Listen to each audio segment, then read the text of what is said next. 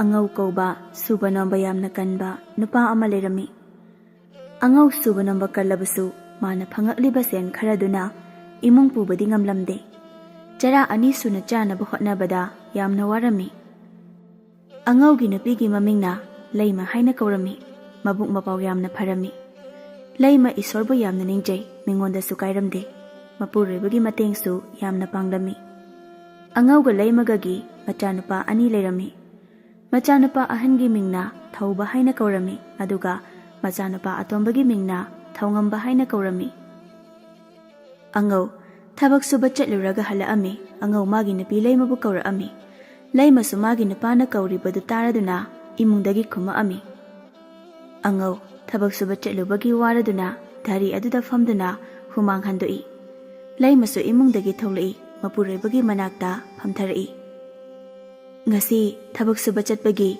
ꯁꯦꯟ ꯈꯔ ꯐꯪꯒꯅꯤ ꯍꯥꯏꯕꯗꯨꯕꯨ ꯐꯪꯕꯤꯔꯛꯂꯕ꯭ꯔꯣ? ꯑꯉꯧ ꯁꯣꯔ ꯁꯥꯡꯅ ꯍꯣꯟꯊꯗꯨꯅ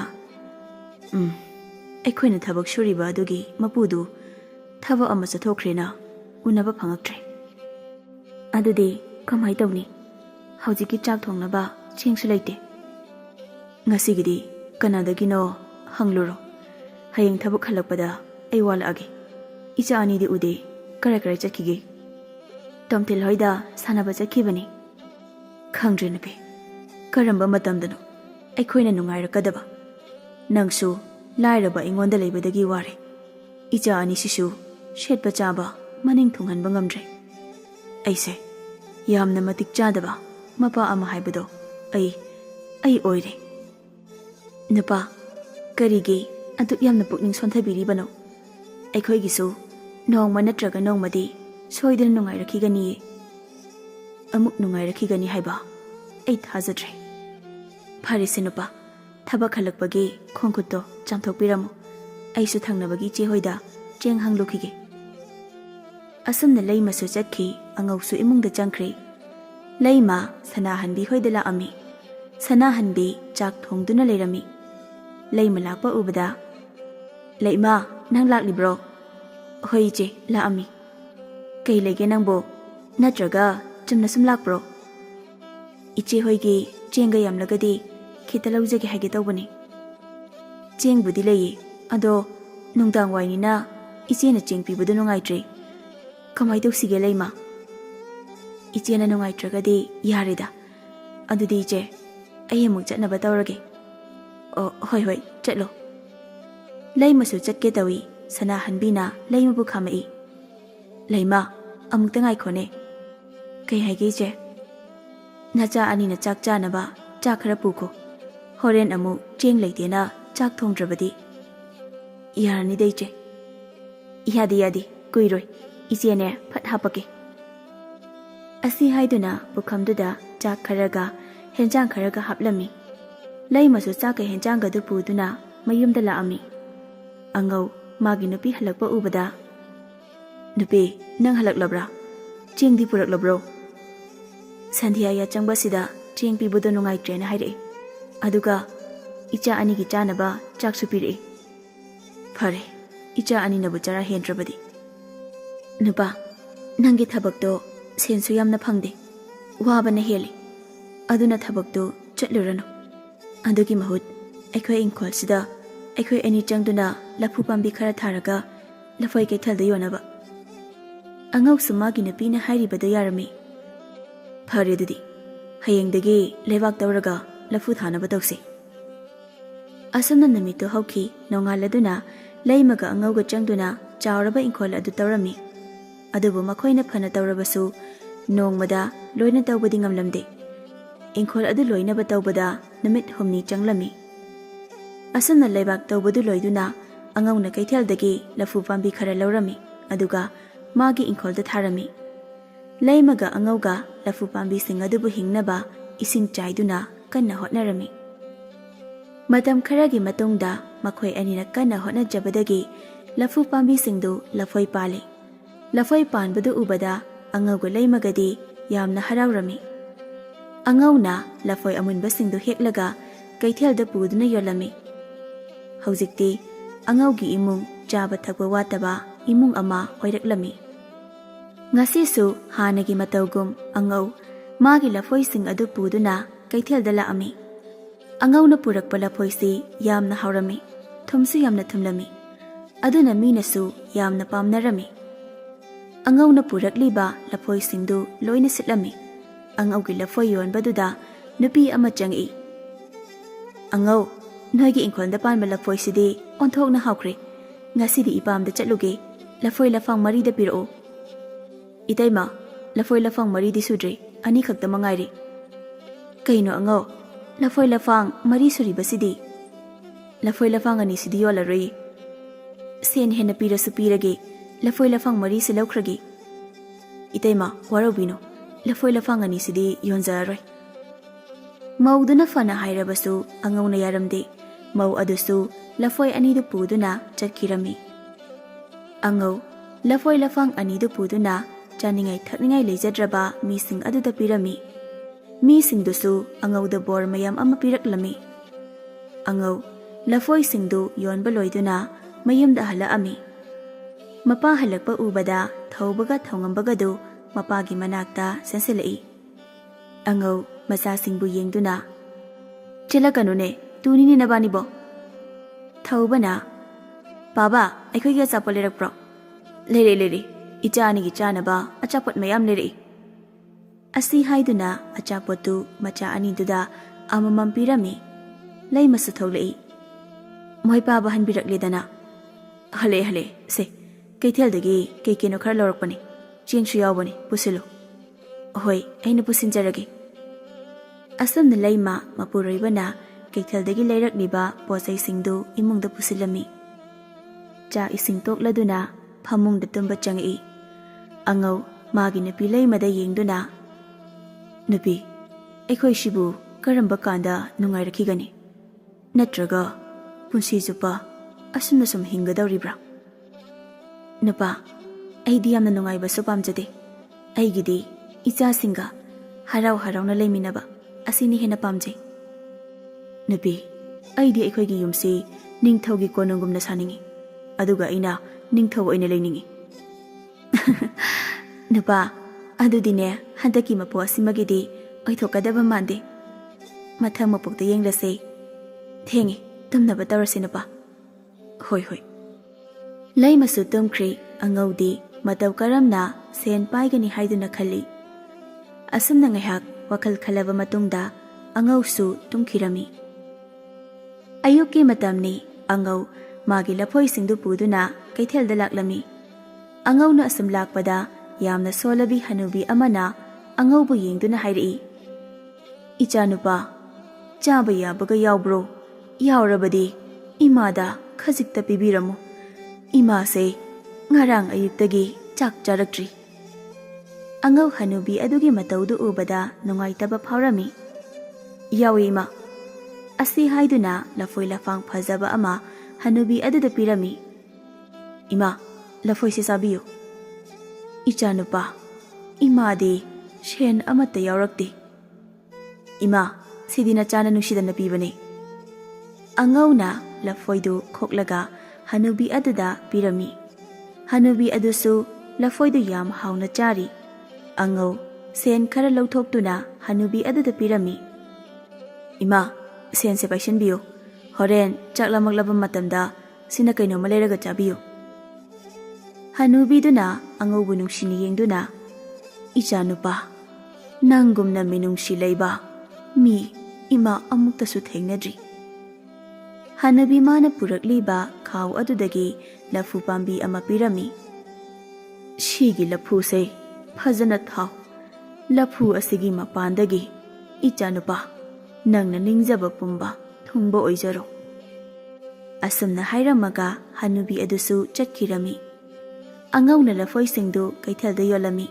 aduga mayumda halaami mayum yaubaga ngasai hanubina piramba lafu pambi adu thajilami aduga isingchu chaibirami asumna nongmadu hauki nongaladuna angau lafoi hekpa changai angakpagi masakni hanubi aduna pirakpa lafudu pangadabagi lafu tharo yanduna leirami mataudu ubada angau ngakna magi nupibu kaurami Laimasu Mapuribana Kauribadu Taraduna Taha Taha Mapuribagi Manakta Chili Kitaragi Nupa Nupi Ngarang Aina Taramba Lafudu Lafu Taroyalamene Laima Mapuribagi Wadu Tabada Yamna Ngaklami Laimasu Lafu Adubu Ubada Ngakna Nupa Mangla Taibangla Taurisibo Asuk Thuna Lafu Taroyalami Basibo Nupi Ngarang Aingonda Lafu Pambi Piramba Imado Achamba Mi Oirai Ishorna Hanubigi Sayol Tawduna Lakpa Soidana Oiramgani Asamna Matay Manaw Anidu Wari Sanarami Angawsu Lafoi Singdu Heklaga Kaithalda Purami Ngasisu Angaw Hek Lakpaga Angawgi Lafoi Singdu Mi Singduna Tap Tap Launaki Angawsu Lafoi Singdu Yon Baloiduna Hanagumna Chaningai Thakningai Leizadraba Singda Pirami Asomna Angawsu Mayumda Halaami Namitugi Ahingdu Nongloi Nuksit Kana Sitlami Nongsu Kana Tarami Angawga Laimagadi Imungda Leiba Yadri Lafu Pambi Singdu Karam Tauramgani Khanbada Mathwai Yamna Warami Nupa Nuksisidi Onthokna Kana Sikreda Lafu Pambi Singdu Kamai Tauramni Nupi Aishu Khalibani Nuksit Kana Sitpanina Mapanda Thopasu Nungaiti Icha Anidi Tumkrabra Tumkri Nupa Ahing Sisu Thengli Tumnaba Taurasi Isorna Tamba Ama Lakserasani Asamna Angawga Laimagasu Tumba Changlami Adubu Angawdi Ahingdu Tumthaba Yaramdi Magi Lafu Singdu Kari Tauramgadagi Khanbada Nong Sungali Angaw Hek Haugatpaga Lafu Sing Hauriba Adamda Laami Lafu Singdu Loina Tuduna Leirami Mataudu Ubada Angaw Mathwai Yamna Nungairamdi Mabukningda Ishor Mabusu Waraujarami Laimasu Mapuroibagi Manakta Laklami Lafu Singdu Tuduna Leirambadu Ubada Nupa Karino Tauriba Mataw Asidi Lafu Sing Asidi Loina Laimaida Turidana He Ishor Karino Tauriba Mataw Asibo Nupi Lairaba Ikwegidi Ishor Haibadu Leitramale Ishor Leiramabadi Asumna Tauramoi Laima Magi Nupagi Mataw Adu Ubada Yamna Nungairamdi Lafu Pambi Amadi Hauribadu Laimana Urami Lafu Pambi Aduda Haimun Paraba Lafoi Lau Fazaba Ama Palibadu Ubada Hairai Nupa Lafu Pambi Amadi Haujiksu Hauri Lafu Asida Yaliba Lafoi Singasisu Haimun Pari Nupi Lafoi Lau Amasina Kidauduino Hauji Ekwai Kidogani Nauna Lafu Amuk Tarabadi Matam Kuina Changlagani Nupa Karigi Adu Waribano Isor Leiribasidi Adomna Matay Manaw Anidu Wari Sanaduna Leiringai Lafu Pambi Adu Wangang Lai Angaw Nang Karigi Waribano Aina Nakwai Damak Mateng Pangani Konzel Adu Tabada Angaw Galay Magadi Yam Nangaklami Nubi Kanana Hojik Wangang Lai Budubo Kangdi Nupa Swaidadi Kanasu Leba Udi Lafu Pambi Do Amuka Suhaira Ami Angaw Nangi Namang da Hauriba Lafu Aduda Yengu Angaw Galay Magasu Lafu Aduda Yenglui Angak Pagi Masakni Lafu Adu Mamit Machin Loina Panduna Leirami Mataudu Ubada Matay Manaw Anidudi Yamna Kirami Karigi Kiribano Aina Nakhoida Karisu Tauroi Nangbu Karamba Isorna Sayol Tawduna Lafu Pambi Oina Hauribano Laima Aise Mitrangi Lafu Pambini Natay Nanaw Anigi Puksel Seng Basi Ubada Nakhoigi Inkol da Haubani Aingonda Paliba Lafoise Nong Magi Amamam Hiu Lafoi Asigi Manungda Sana Yaubani Lafu Pambi Aduna Hairiba Singdu Tabada Matay Manaw Anidu Yam Nangaklami Angaw Lafoi Lau Adudagi Lafoi Ama Hektuna Koktuna Yingi Lafu Aduna Hairibadu Achumba Magni Manungda Sana Ngakta Oirami Mataudu Ubada Matay Manaw Anidu Yamna Haraurami Ishorgi Masak Oiraba Lafu Pambi Nahakna Ikhoigi Awaba Ipak Asidagi Kanbire Nahaki Laman Punsi Chupagi Singba Ngamlaroi Pumnamakse Nangna Afaba Taurubagi Mahaini Adubu Aina Nakhoida Haigadabadi Nongmada Lafoi Amadagi Hena Hekpayadi Lafoi pambi aduna hairibadu matai manau anidusu yarami. Numittudagi angawna sanagi lafoi amamam yonduna yam nungaina leirami. Yumsu achauba phajaba ama sarami. Thabak sunaba mi kaya amasu thamlami. Adubu nongmagi sanagi lafoi amamam leptana fanglabanina angawsu thabak sukidri. Yusu tholaklami. Laimana magi nupada yu thaktanaba phana hairabasu angawna yaramde. Ngasisu angaw thengla fawba hanjila amde. Laimana macha anibu chak pijathoklaga tumhankirami. Aduga mangonda leptuna mapuroibabu halakpa ngairi. Angaw yu fulda ngawduna masado haiduna thongalomdagi changai. Aise khun asigi ningthawne ningthaw aina tawningba tawbada kanamta aingonda yetpa yaroi. Asi haiduna angawdu tuge haiduna tawrami. Laimana sensenduna mapuroibabu tugadabadagi kaklami. Kaino nupa kaino tawrisibo aina yusida thakpirano haibasi sukya hek yabidedako. Nupi shinine punsi haibado sigadaw leiraba miyoibani. Aikhoigi punsi asida henglingai asida nungai thokadabanine. Lao nupa imungda changlasi pungsi thenglabani. Asi haiduna magi nupabu imungda pusilai. Laimana magi nupada yengduna. Nupa hauji amung nauna nafu thanaba tawsi. Kaidawbage ha kaidawbage akhoi hauji thabuk sugadoino. Aikhoigi sanagi lafoi palibasidi. Laimadi magi nupa angawgi wakhaldu yaninglamde. Angaw sen paire haiduna lairaba singbu usitlamde. Migi matengsu panglamde. Nongma ahan khara oiraba hanuba ama angawgi yumda laami. Shumangda leptuna angawbu kaurami. Angawsu tholai mafi marol imot motba hanuba ama leptuna leiramba ubada angaw masado hainadaduna hairaami. Hay ahan nangdi yum masida kaidawbu lakliba. Ibungo aigi icha nupado yamna kanna masangam hodre. Hidak laininga sensu amata leidre. Ibungo na kitang mateng pangbiyu haijagi haidana laklibani. Karaidagi paisano noigi mitta paisa sibu udawada panbro. Aikhoi nangasi nungaireklibase yang wana honaraklaga nungaireklibani. Noisu nakona khut amata tekwa natri thabuktu suraga sendu talo. Ibungo yaragadi sen khajikta piyu. Ai ibungo gisida thabaksu hairabasu sujage. Isagi thawaidadi ibungo na amukta kanbiyu. Hey nangonda natro aina selaiti hairibase yum masidagi yam thuna jakho natrabadi ahan nang afaba oiraroi. Upai leitraba ahal adu kaptuna chakki tawi. Laima ahan adubu khamlami. Laima phizidagi sen khara lawthoktuna ahan aduda pirami. Baba sen khara sina hidaktu raibiyo. Ahan adu laimabu nungshini yengduna. Ichanupi nangi sendu Baba laurarwege. Nang Baba bu warugano. Karigino Baba nachana piriba sen asi yamde haibagira. Nate ichanupi ichana piriba sen asi yamde haibagi nate. Adudi Baba sen asi loksinbiyo. Baba na sen asi loksinbidrabadi nasa yamna nungai hauraroi.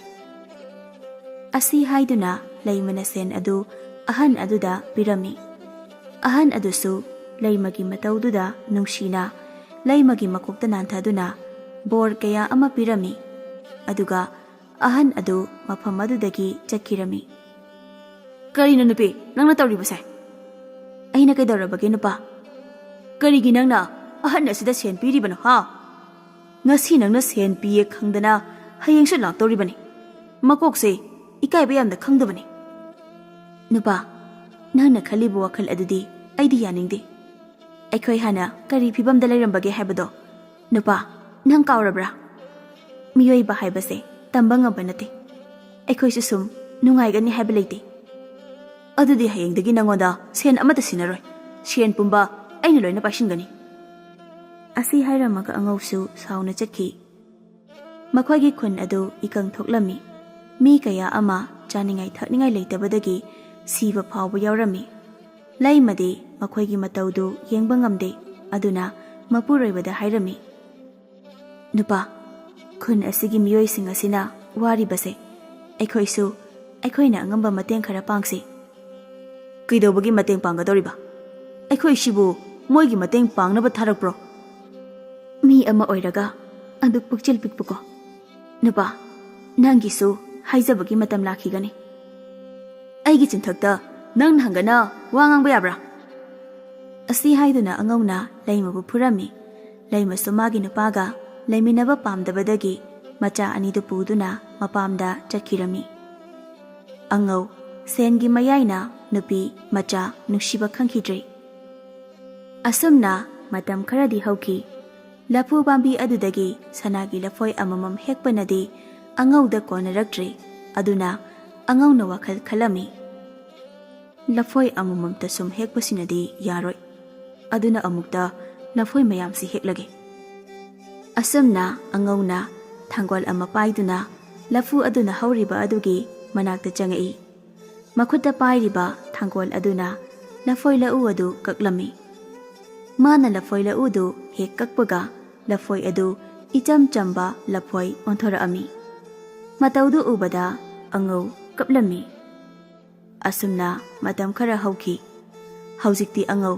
ꯆꯥꯅꯤꯡꯉꯥꯏ ꯊꯛꯅꯤꯡꯉꯥꯏ ꯐꯥꯎꯕ ꯂꯩꯁꯤꯜꯂꯛꯇ꯭ꯔꯦ꯫ ꯃꯈꯨꯠꯇ ꯁꯦꯟ ꯄꯥꯏꯔꯛꯇ꯭ꯔꯕ ꯃꯇꯝ ꯑꯁꯤꯗꯗꯤ ꯃꯇꯨ ꯃꯆꯥ ꯅꯨꯡꯁꯤꯕ ꯐꯥꯎꯔꯛꯏ꯫ ꯑꯉꯧ ꯅꯨꯄꯤ ꯃꯌꯨꯝꯗ ꯂꯥꯛꯑꯝꯃꯤ꯫ ꯑꯉꯧ ꯂꯥꯛꯄ ꯎꯕꯗ ꯂꯩꯃꯒꯤ ꯃꯃꯥ ꯃꯦꯝꯆꯥ ꯊꯣꯛꯂꯛꯏ꯫ ꯑꯉꯧ, ꯅꯪ ꯂꯥꯛꯂꯤꯕ꯭ꯔꯥ?